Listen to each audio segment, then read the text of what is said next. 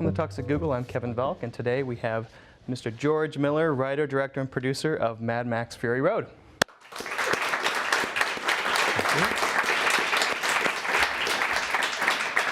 So you're returning to the franchise that you started decades ago. So what was that like, and in getting this written, produced, and filmed? Well, it was an epic saga in itself, in that it was greenlit 3 times and fell down twice. And we eventually got to make the movie.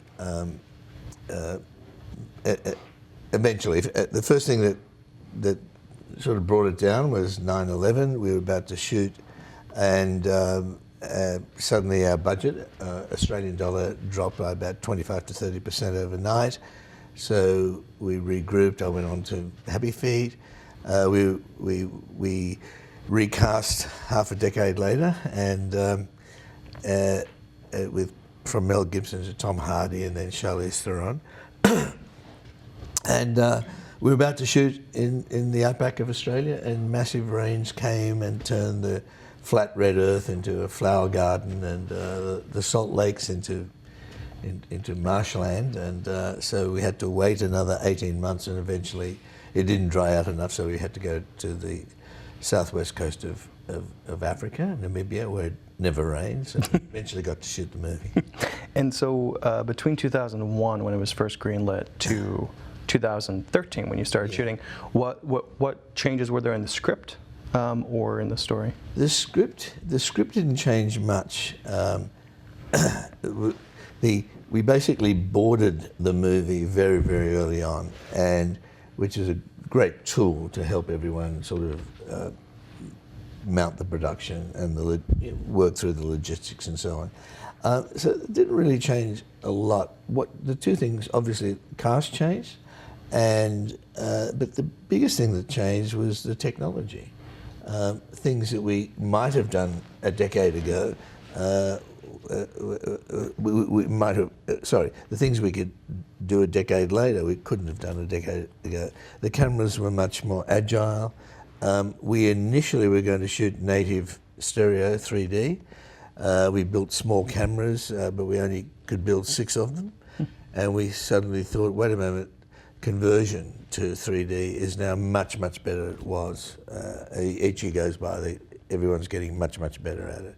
And so we decided to go straight digital 2D cameras and then post-convert. And a really good decision, because we were able to, put cameras in dangerous places, and we wrecked quite a few, but they were relatively cheap cameras, and not the expensive ones. But so we couldn't have done that. And then we had things like the Edge Arm, which is an amazing 4-wheel drive with a big crane on it, and a 3-headed beast, which was basically a stunt driver, a great stunt driver, a crane grip, working toggles, and moving the crane, could move anywhere, and an operator, camera operator, zoom, pan, tilt, and me sitting watching a screen, and it was like being in a living video game. It was amazing.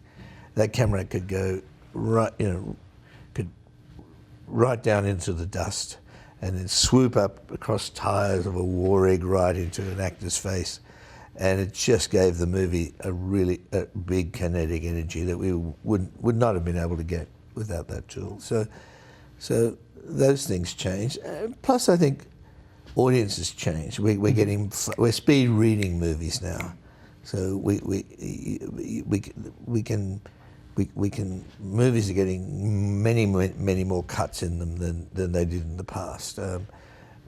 Someone told me recently that the first Jurassic Park had about 950 shots, and I'm sure the last one would have had 2 or 3 times more than that. Road Warrior back in 1981 had 1,200 shots, and this movie, a little longer, but it had 2,800 shots. So things are getting faster. Yeah. And so you're talking about technology. I mean, the movie's crazy in the best of ways. I mean, it's a huge adrenaline ride, and it's insane. But you really use a lot of practical. You shot on location, so a lot of it wasn't green screen, and a lot of it was real stunts. And you actually had Tom Hardy up on that scene where he's flipping back and forth in the pole and everything. So can you talk about mixing in practical stunts and real sets and real locations versus using the crutch of CG? Well, this film doesn't defy the laws of physics. Mm-hmm. And there's no spacecraft. There's no. It's grounded. It's real people, real vehicles colliding in a real desert. And it doesn't make sense to do it CG when you can do it for real. It's more logistically, it's difficult. The logistics, particularly when you go to a far remote location, because it's like a military exercise. But particularly when you're working in the dust and the car rolls in the dust, simulations are great, but you can never quite simulate it. The real thing is much more interesting, and so our principle was, let's do it old school, and then augment it should we need to with digitally. I used to watch the old movies where cars would do. You could tell the number of takes they did by the skid marks on the road when they would do a handbrake U-turn, and you could see. Well, now you can erase take 1, 2, 3 and use take 4. And the same going across the desert, you could erase that. And most importantly, you could put big harnesses on your stunt crew and your actors so that they would be free to move on vehicles which are moving at speed, and they're not going to fall to their death. So that was a big deal, and you could erase the harnesses, so that was a big deal. Well, that brings up a great point, because I'm really interested in knowing, because you guys shot for about 6 months, was it, right? We shot for 138 days. All okay. Up. That's I guess we were in the desert for I think 7 months. Yeah. Okay, so you're there for 7 months, and practically some movies have like one or maybe a handful of stunts. You, I imagine, have stunts just about every day.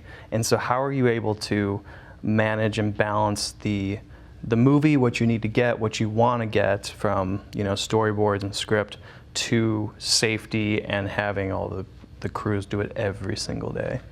That was the biggest issue for me, and I think for everybody else. You're out there, and it's an arduous shoot. Fatigue sets in. It's by midday it gets very hot. There's dust everywhere, and every day is a big stunt day, and so you had to be immensely prepared. We had a great stunt crew, we had great stunt riggers, and we were obsessed with safety. Safety at all costs, and unless you do that, the moment you let your guard down, even on something that seems relatively simple, inevitably something can go wrong. So you just really, really have to. We were very, very mindful of that, and we came out without any broken limbs, or there were bruises, there were a couple of cuts, there were, but nothing at all major. Yeah. And that's partly people who are really determined not to have that happen, and yet there were some things that we were able to do that I never imagined we could do. Those guys on the poles, I always thought would be shot green screen, right? And then we'd comp them into the vehicles moving underneath. I thought it'd be too risky if something went wrong with one of those vehicles. One of the benefits of the delays, the stunt crew were able to work on them and work out a pendulum system with big heavy weight underneath for those guys to. And one day I looked up and there they were coming through the desert, several of them, and it got so safe that we were able to put Tom Hardy on top of one, and that was really great. How do you feel about that? It just feels more real. Sorry? How do you feel about that? How do I? Yeah. Well, it wasn't until he got up there that he said, "Hey, George, I'm scared of heights," and I thought, well, Tom, can we try? He wasn't joking. He was scared of heights, but he was very brave. You know, guys like he was a rugby player, very athletic and very skilled at that sequential memory of events. So the fights they were able to do, he worked very, very well with the stunt, doubles and so on. And the same as Charlize, she having been an accomplished ballet dancer, also had that skill set. So they were able to take on a huge amount, and that was really great. Yeah, I mean, the cast is phenomenal. I kind of want to go back, though, to the... you didn't really start with the script, you actually started with storyboards, and you worked with Brendan McCarthy on this and created basically this 2+ hour chase scene throughout the whole movie, but you didn't start with the script. So that was, I found that really interesting in terms of you visualized the entire movie and kind of played it almost as a silent, just action film versus, oh, this is what this character says here, this is what this, It was more visually telling a story. Yes, for me, I've always been interested in action cinema for a lot of reasons. They're called movies, and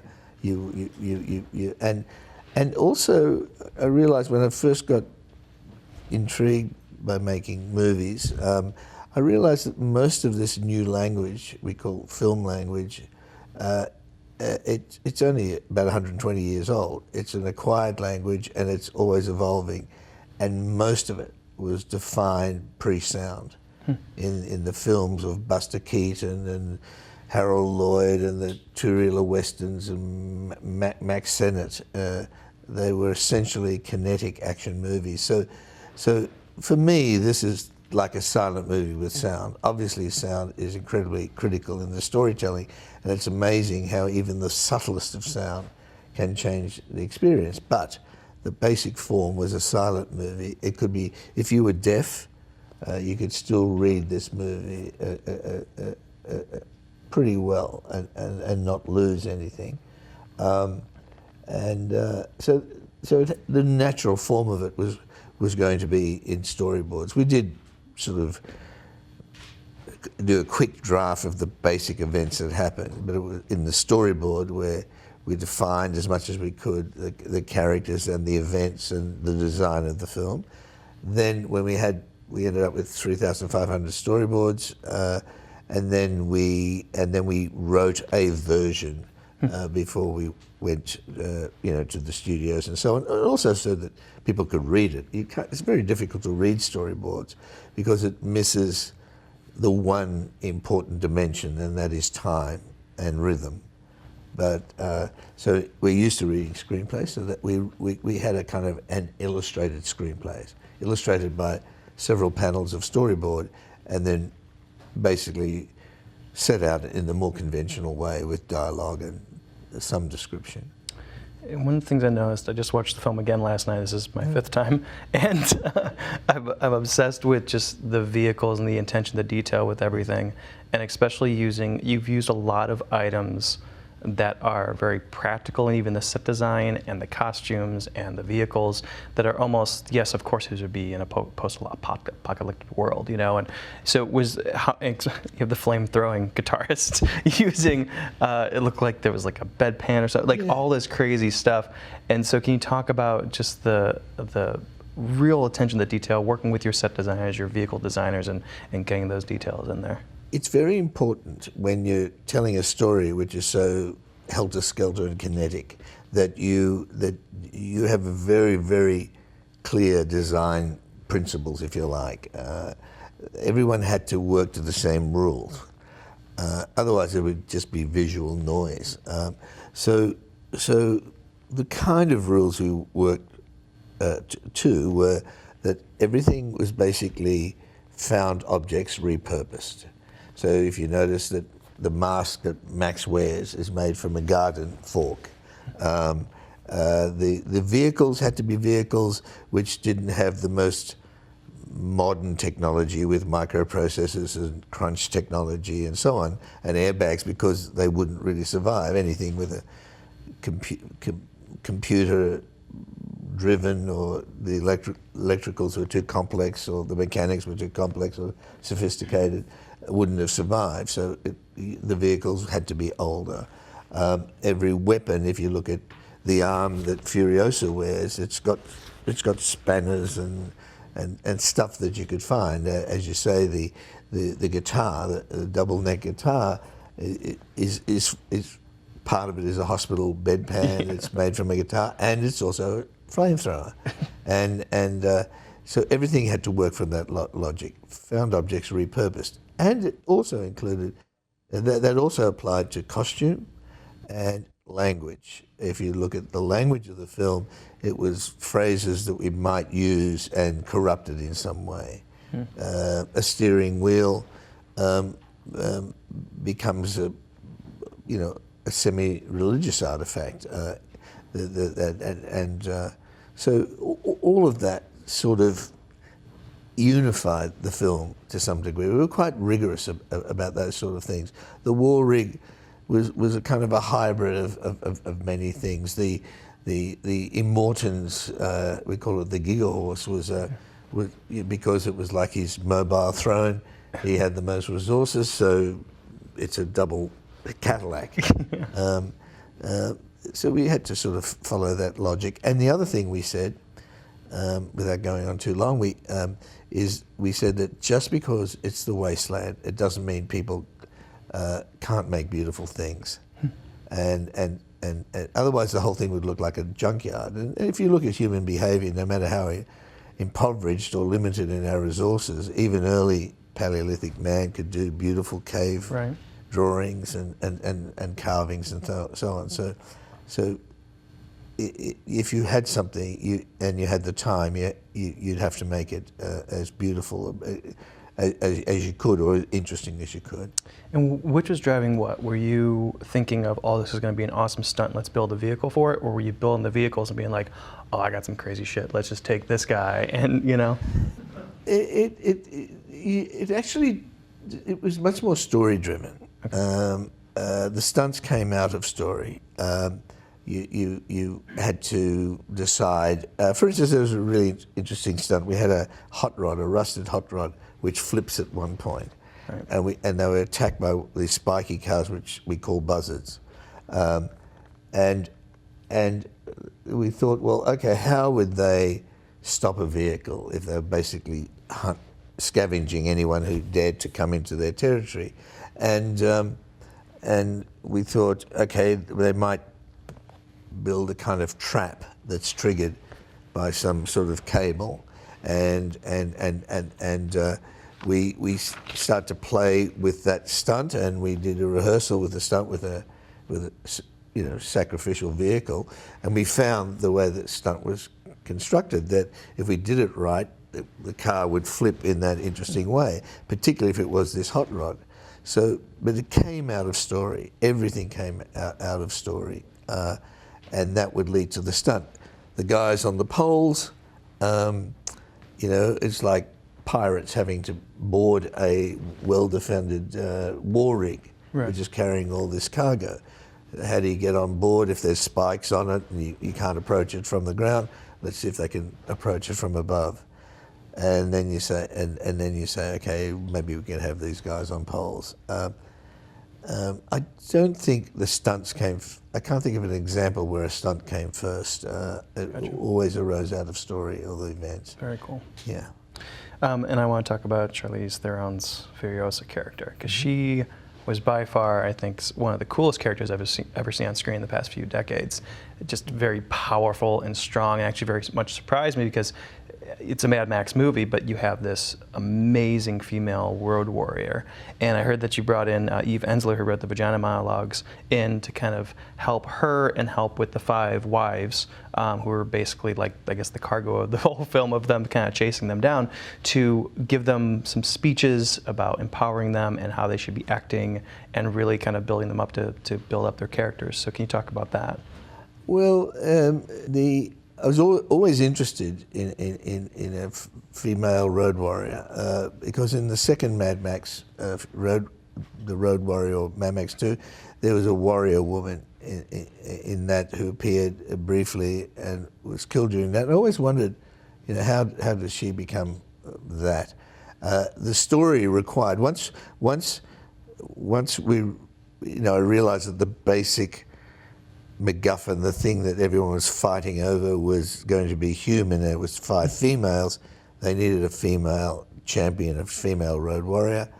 So the very mechanics of the story required someone like Furiosa, and the idea was, as always, Max gets swept in to that story rather reluctantly. So with her, she was written that way, and then here is an actor, Charlize. She's the only one who ever came to mind, and she has that skill set. She had the appetite to do it. She's the one who said, "Hey, listen," she wouldn't mess with her hair. She just said, "Can I shave it off?" And I said, "Yeah, by all means." And it was exactly the right thing to do. Interestingly enough, there was backstory which we talked around, around a table, and she knew Eve and has worked with her on one of her boards in Africa, because Eve does this epic work there for women in Democratic Republic of Congo, among other places. But interestingly enough, Charlize did the same sort of training as the war boys. We had military guys and so on, because she was a warrior. Eve mainly worked with the 5 wives and Miss Giddy, the history woman, who is their mentor, and because they needed something to give them some cohesion as well, some shared world. So I know Charlize dipped into it a bit, but her main thing was to learn how to shoot and how to drive. She already could drive a big rig, but she couldn't. I don't think she had done much shooting, and obviously fight rehearsal and so on, which was very balletic, and she took on a lot of that. So she was more warrior workshop than let's say feminist workshop. But it wasn't really feminist workshop. I mean, it was mainly talking about a lot about history and seeing how in some places of the world people, in a lot of places of the world, people are commodities. And you, so casting Tom Hardy, that was interesting, because you had to basically replace someone to reprise the role of Mad Max for Mel Gibson. So what drew you to Tom Hardy, and at what place did he come into the process? 'Cause at some point you basically realized, oh, we can't use Mel anymore. Yeah, Mel, way back in 2000, we were going to shoot with Mel, and that's when, and then the film first fell down for the first time, when 9/11 came along, and we lost almost a third of our budget overnight. The American dollar collapsed against the Australian dollar. So I went on to other things, and then when we regrouped, Mel had hit all that turbulence in his life, and also, as time was passing, it's not a kind of Unforgiven about an older warrior sort of thinking back to earlier days. Max is still this everyman wandering the wasteland in search of meaning. And Tom Hardy walked through the door, and I felt exactly the same feeling that I felt about Mel Gibson when he walked through the door 30 years before. And Tom was 6 weeks old when we shot the first Mad Max, when we started to shoot the first Mad Max. That's crazy. He was such a baby. But he had that same energy, immediately likable, and yet there was that sort of danger of volcanic quality. And also both of them were creatures of the theatre. They were theatre trained, Mel and Tom, and even though Mel was straight out of drama school, spent a lot of time at the National Drama School in Sydney, Australia, doing Shakespeare, and he almost literally went from Romeo and Juliet one day to Mad Max the next. But they had that quality. They're both very athletic, and and also they're able to, you know, when you get all that energy, that pent up energy, and asking them to play a still character who's very laconic, it's much more interesting. So Yeah, that's how Tom. And you brought back Hugh to be the main villain of the story. Yeah. He played Toe Cutter in the first series. So, Yeah. What was that idea like? I'm going to bring you back, but you're going to be a completely different character, and he's going to be crazy. Well, Hugh Keysburn is a really interesting guy. He's from a British military family, and he was the first in about 4 generations that, as he says, ran away to become an actor. And he joined the Royal Shakespeare Company and travelled the world with a very celebrated production of Midsummer Night's Dream by Peter Brook. They ended in Australia. They formed a commune of actors in Sydney, and he was just fantastic. And I didn't know much about acting at all back when we did the first Mad Max, and one way or another, we couldn't afford to fly. He said, "Can we use all the guys I work with?" I said, "Well, we can't afford to fly everyone down. Our budget was so low that we couldn't afford to fly them all down to Melbourne. We should have cast Melbourne actors." And he said, "Well, what about you put the motorbikes on the train and send it up to Sydney, and we'll ride the bikes down."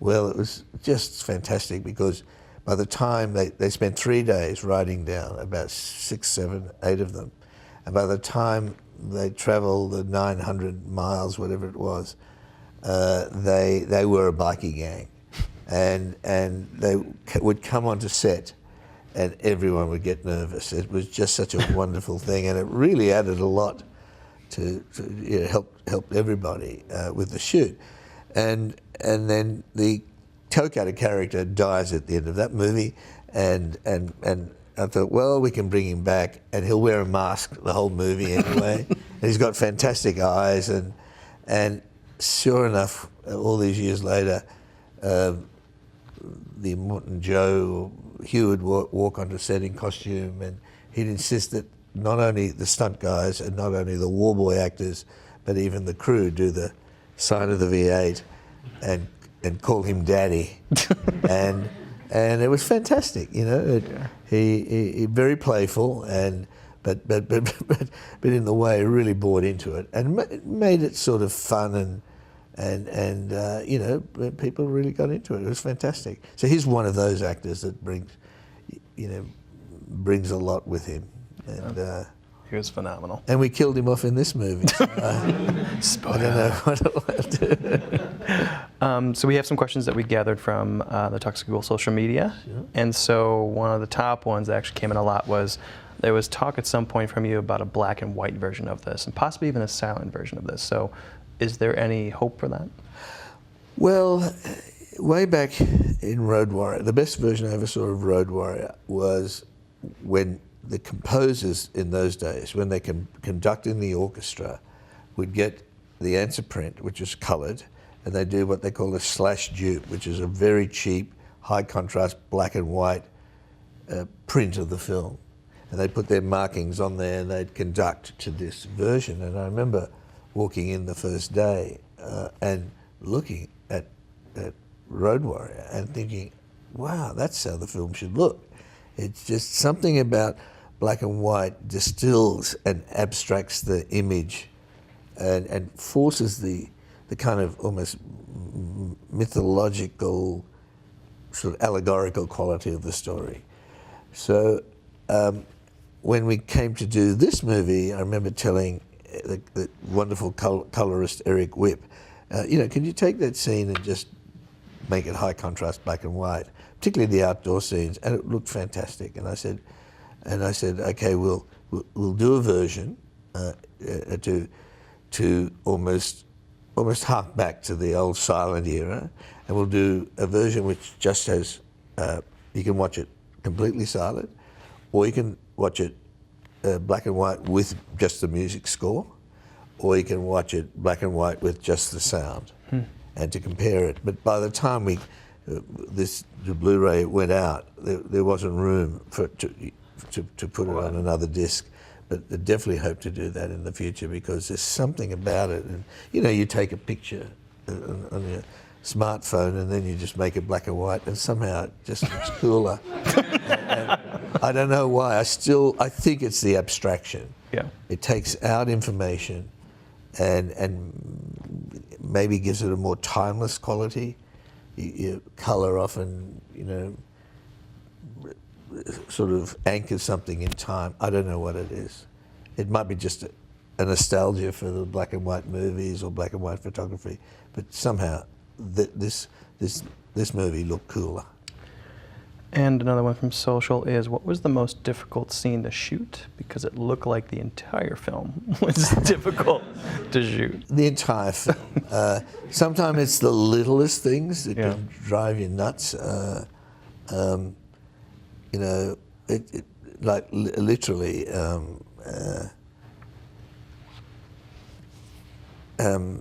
There's the shot of a little bird made up of bolts and parts of a vehicle, and it was just nodding its head. And I remember the last day, a great props guy, George Zammit,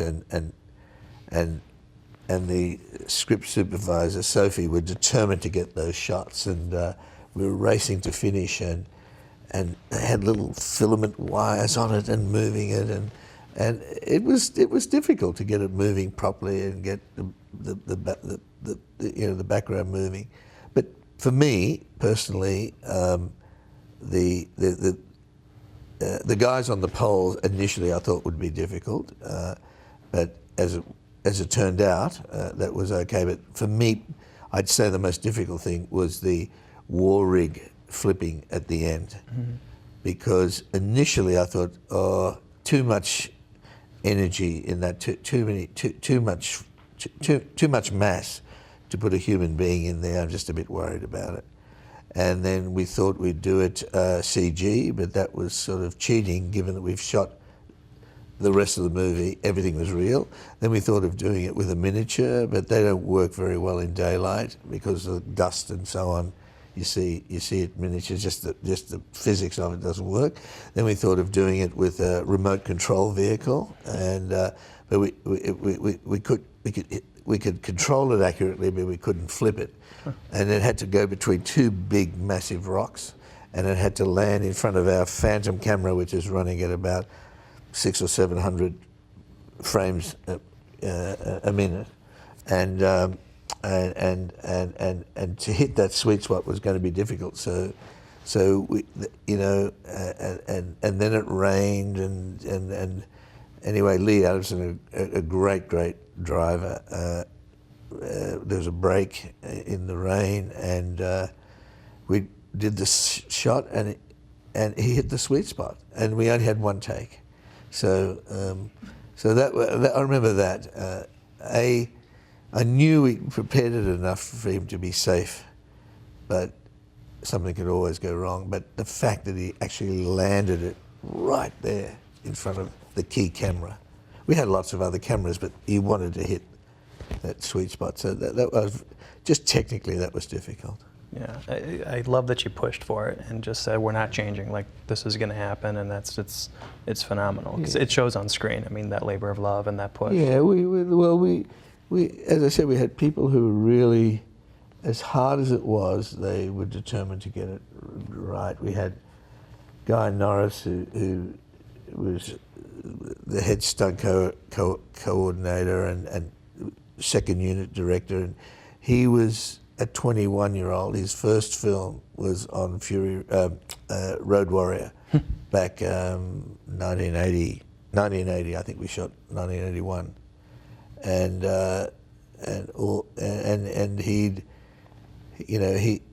he just kept saying, look, we can do it, and it was great. It was great to see.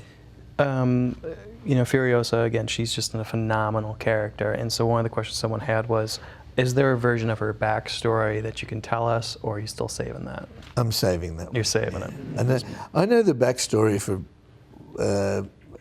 I would say Nico Lutheris and I, who also came in to write after Brendan, and mainly to go down in, he's basically a dramaturg and would go down deep into the backstory. You know, I know who the Doof Warrior's mother was. I know how a man who's blind and mute and can only play a guitar survived the apocalypse and managed to, you know, so you have to know the backstory of everything, and certainly we know Furiosa's, and we know Max, what happened to Max in the meantime, and how each of the wives got there, and so on. But yeah, for another time. We'll save it. Yeah. So audience questions from Googlers.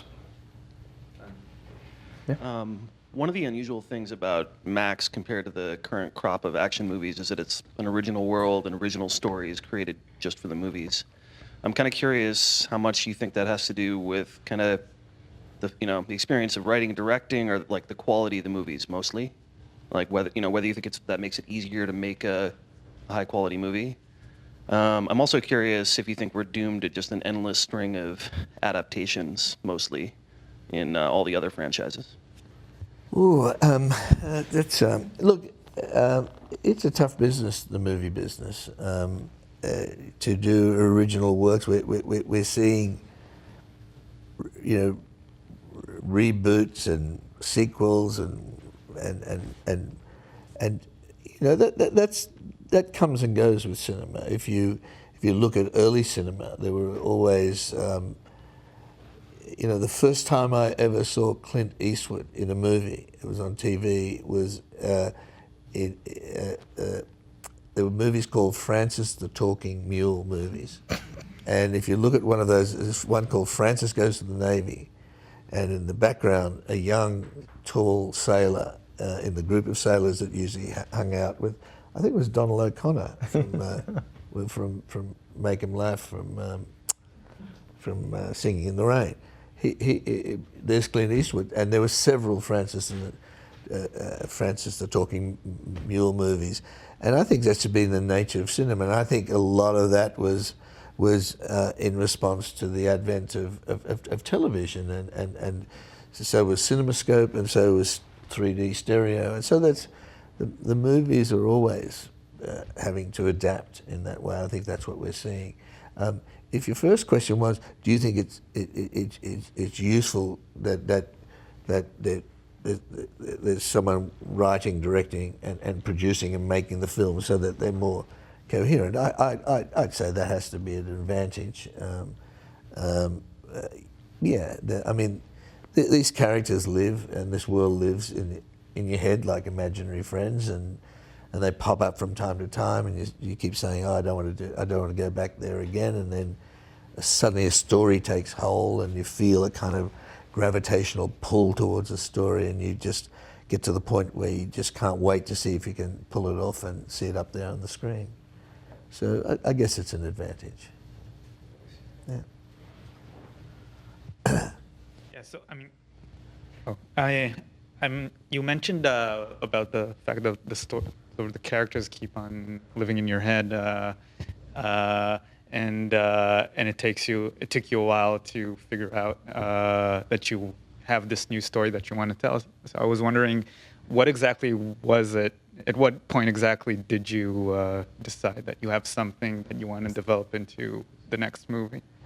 Well, it's an interesting thing, because I remember thinking. Well, I'll back up. Story is what really is the primary driving force, but it's usually supported by an interest in the tools. So that, for instance, I really liked the story, The Natural History of the Emperor Penguins, and I had the story, and it wasn't till Andrew Lesnie, the wonderful cameraman who shot the Babe movies, had just come back from the first Lord of the Rings and showed me the first motion capture of Gollum. And I realised, oh, motion capture dancing penguins. So that was the.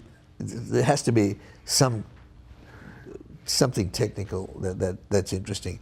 So the first idea for Fury Road was to see whether he could tell almost a continuous chase and picking up everything on the run, and see if you could pick up any backstories, characters, suggest it. You know, a lot of iceberg under the tip, as I like to say. That was the first exercise, and the second one was that what they were in conflict over was to be human cargo. So 5 women, and that was the first thing, and then I did forcibly push the idea away, but as often happens, it gestated, and without going too long a story, I was flying one night from Los Angeles across the Pacific to Sydney, and in an unguarded moment, much of the first 2/3 of the story played out, because I've been doing this for so long now.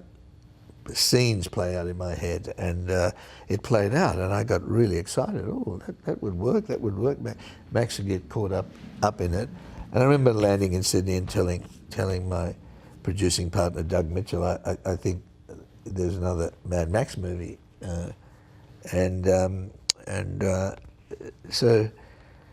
Yeah, so it's, and then there's that feeling, oh, gee, it'd be really good to try that, and we could use, you know, I really always wanted to do stereo 3D, we could do it 3D, we could use, you know, the digital dispensation had arrived, and I learned quite a bit about it on the Babe movies, and I thought, oh, we could do so much more that we couldn't do back in the day, so I hope that answers the question. Yeah. I wanted to ask about the Babe movies, actually. Babe 2 has been called the Citizen Kane of talking pig movies. The similarity of world building for something like extending Babe into the beauty that is Pig in the City to something like extending Mad Max. Can you talk about the kind of the creative similarity and difference of just kind of that universe building?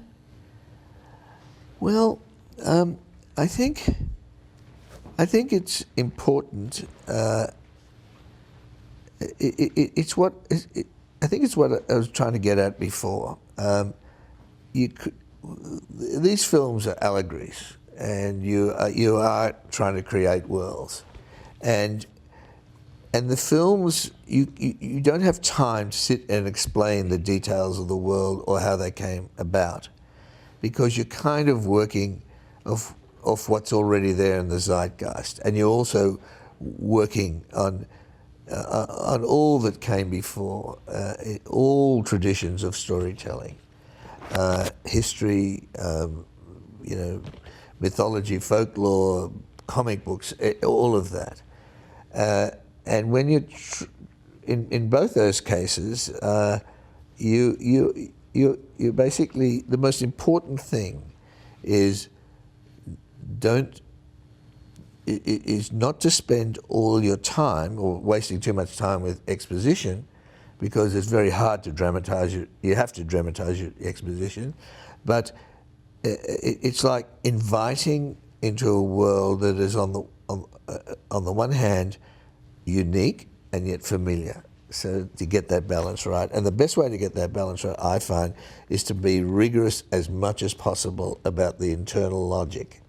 That if there are conceits in the movie, like animals talk, embrace them, declare them, and don't apologize or explain them, but be consistent. If it's in the design of the world and the buildings and there's a certain aesthetic, be consistent. And that means really trying to define what's important, and then making sure that everyone that's involved in the design, that we're all following the same sort of rules, we're all working to the same principles.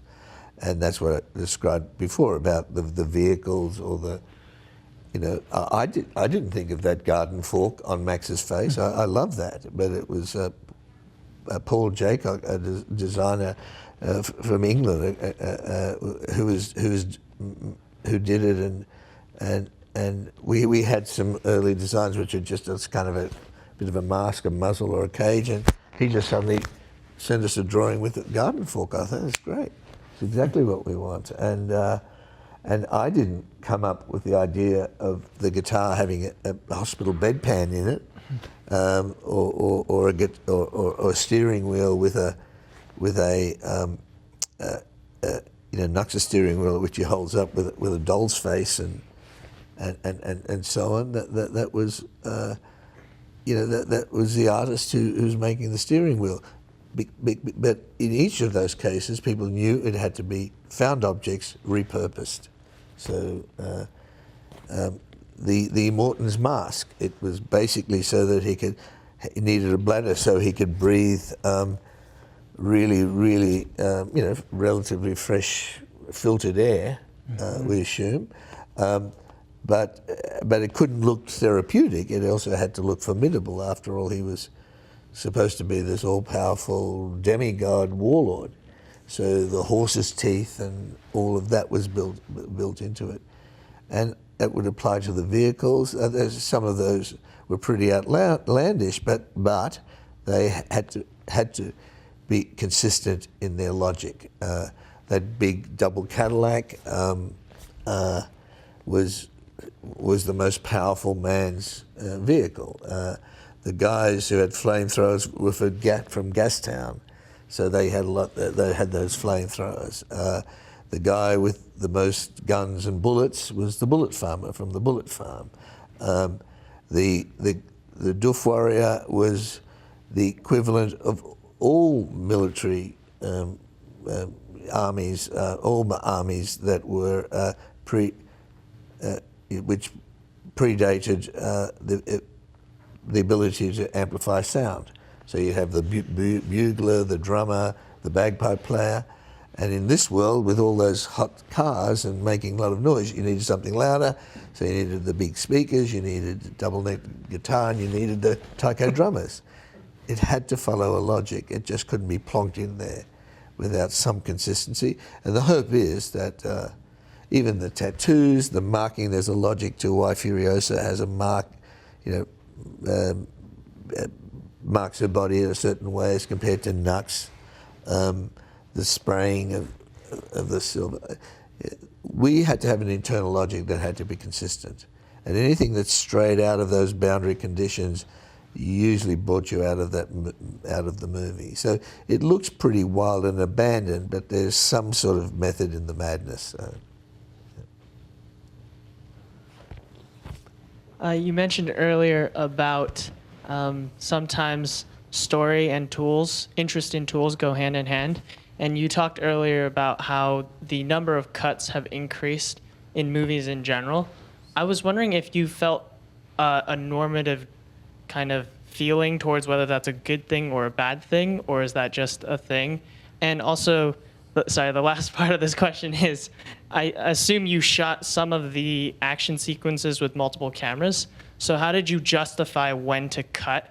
And were you trying intentionally to create some type of frenetic nature with your cuts, or was it like the whole conversation around cuts? I'm just curious, what's your take on that?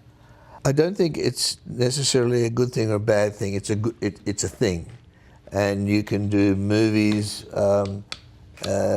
which don't have any cuts at all, and yet still have a strong rhythm and so on. And there's really good examples now of those one-shot scenes. In a movie like this, I was always struck by Roman Polanski's statement where he said, at any given moment, there's only one perfect place for the camera in a movie. And doing animations, you can almost prove that, because you can move the camera anywhere you like, and with exactly the same performance and same sets and same blocking and everything. And by shifting point of view and cutting pattern, you can change a scene significantly, the feeling of the scene. The cutting is another issue. I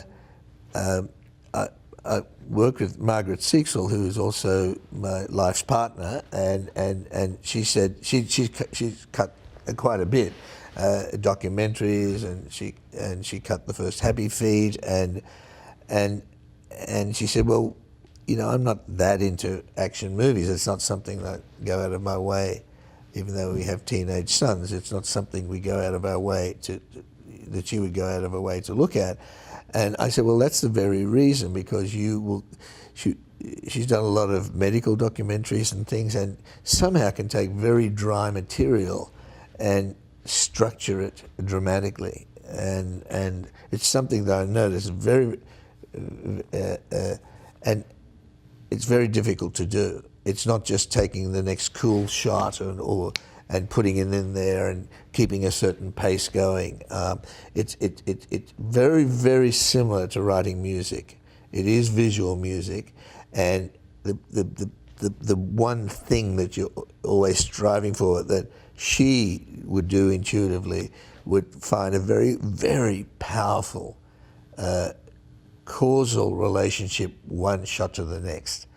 It might be pure framing and eye scan, it might be thematic, it might be just spatial usually, but there had to be, in the same way that a composer is looking at chord structure or tempo or melodic line or whatever, there's almost a mathematical basis to music. It's almost like that in cutting. It's something that people only experience in the cutting room and when you're confronted by footage, and she had to take that on, and she's one of those editors. I'm not good with my hands, I'm not dexterous and so on, but I'm pretty good on cuts, but she could see cuts not cuts, but see a progression of shots or cuts or where to make cuts that I couldn't see. But it was always underpinned by that looking for that strong connection between one shot to the other. Usually as simple as where eye scan and how you basically, how the information unfolds. In what order does one particular bit of information come? When do you need it? And when, how do you make it clear to the audience where you are?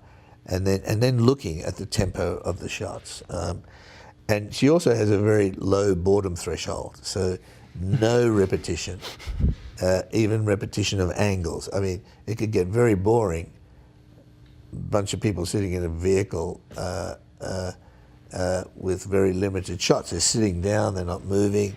It happens over 3 days. There are 2 night scenes, but it could get very boring. So you always got to be looking for ways to have more information in each shot. It must in some way progress the character or the relationship between character or the progression of the story in some way. So all of these things are dancing around in the back of your brain, and intuitively you're looking for those sort of moments which come forward. Does that make sense? Yeah, it's awesome. Yeah. Well, thank you so much for being here. Thank you. Mad Max Fury Road is out now on Blu-ray and on digital on Google Play. So thank you so much for being here. Appreciate it. Thank you. Yeah.